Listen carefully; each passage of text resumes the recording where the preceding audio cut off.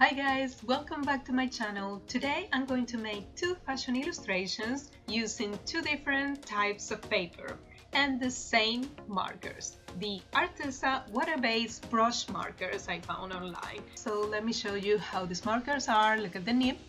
It's like a medium-sized brush, not too long but also not too short. And I start by watering a little bit the paper with a water brush. There is a water brush included in the markers box. Otherwise, you can use like a regular brush with some drops of water. In this case, I'm using the 200-gram white copy paper.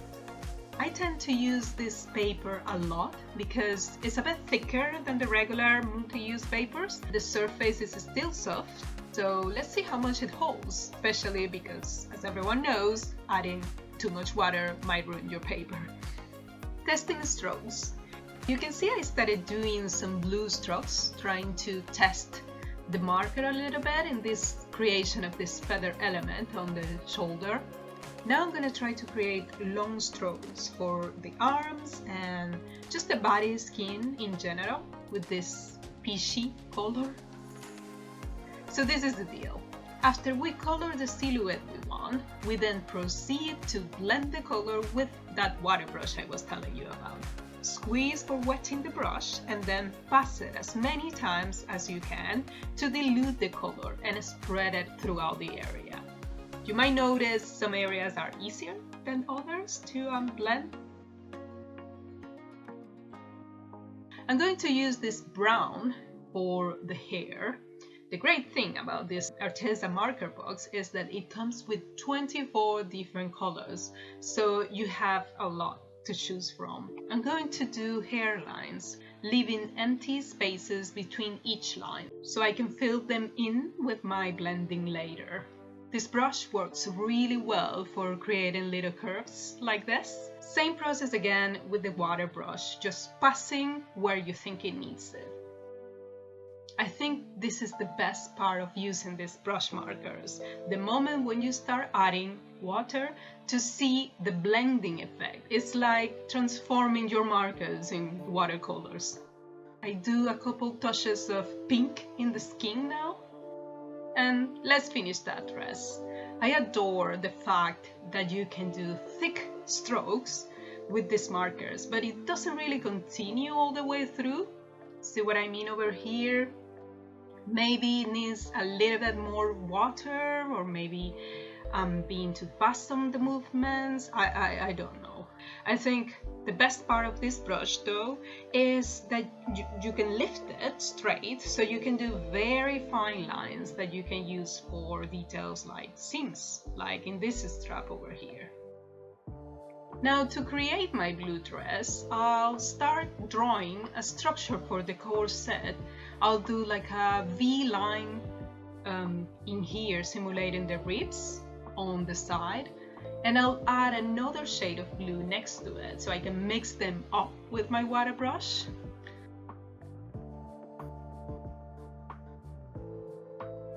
I think it looks fantastic. I think I'll do the same for the feathers as well. The bottom part of the dress might work better if it is simpler than the top, because I went a little bit over the top with the top of the dress. I feel these markers are better to be used in lettering or calligraphy. I haven't tried that already, but maybe I will at some point. So let's define the face, and here I'm just going to do a very simple makeup and some skin shadow lines in the face, the neck, shoulder, breast. Incorporating, of course, a little bit of water so it can blend. For the background, I have this crazy idea. Because I have a better understanding now of how the markers brush interact with the paper, I'm going to draw a burst of smoke so it looks like she's coming out of a cloud or something. And this is the type of stroke I feel the most confident with. See, just like that, I can trace the clouds very easily and I can play with water and it looks just nicely blended. So this is my favorite stroke. The outlines. Everyone knows I love to do details with very fine black lines. I'm not going to do all the drawing, but I'll just mark some of them so it doesn't look too flat. I now realize that my paper is starting to peel a little bit, so maybe I added too much water. You can see here how it feels, a bit rough. It will be interesting to see how the other paper behaves with the next drawing. But I continue with the magic we've got so far, right? So I'm going to add a chain of strass or gemstones or rhinestones that will be attached to the shoulder seam, accompanying the feathers, so it has this shiny, sparkly effect. I used a white fine marker to highlight also the corset lines on the side. And I think this one is done. Not my personal favorite, to be honest. I don't know what you guys think, but let's try again with a different paper, shall we? Okay, ready? This is a watercolor paper. It's way thicker with a robust texturized surface, so let's see how it goes. And I prepared this drawing already, so I'm just going to color with my brush markers to see how well it blends with the water. I think I can say that this calls for another way of passing the marker brush on the paper. Story different, maybe more short strokes like this will be better. But the watercolor paper definitely holds the water a lot more than the previous one. These long, impressive cactus leaves are having a great look so far. The color is consistent and it doesn't feel forced. Now the blending moment of the truth. Exactly as I did in the drawing before, I'm gonna spread the color with my water brush, and I feel here it's a bit easier to get more tones in between. Maybe you can't really see it on the sleeves, so let's try on a bigger portion of the paper, maybe painting this long dress. So I'm going to wet even more the paper, and then I'll pass a nice red color. Very carefully, I'm just trying to replicate those long strokes I did before with the blue dress.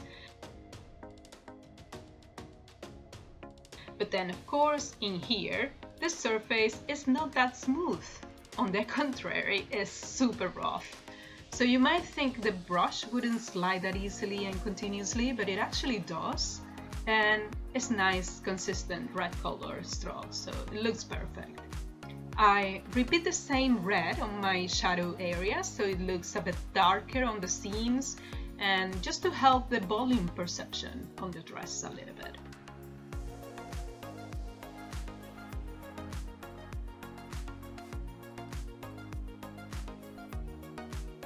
With the skin, it's pretty straightforward. I am passing my peach color again all around the surface of the paper, which is already wet.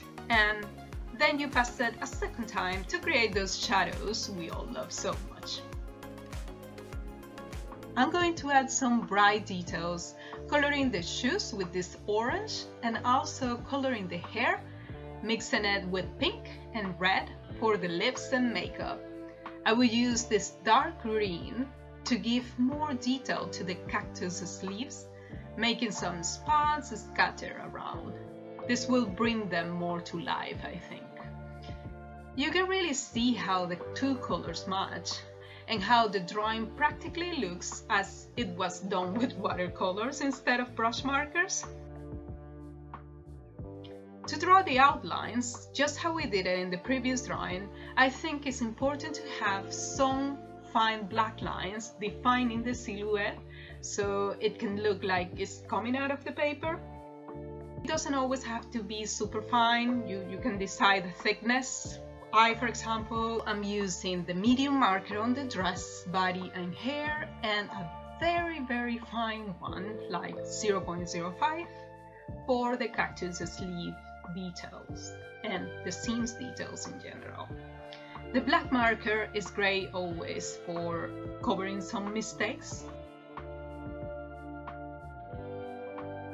And to finish finish up my sleeves, I'm going to continue playing with other darker greens like here, so it looks more like a cactus. I think I love this one, and I think this drawing is pretty done now. I definitely recommend you to try using the Arteza brush markers with both paper, so you can see how you feel when coloring them, when blending them, especially with water.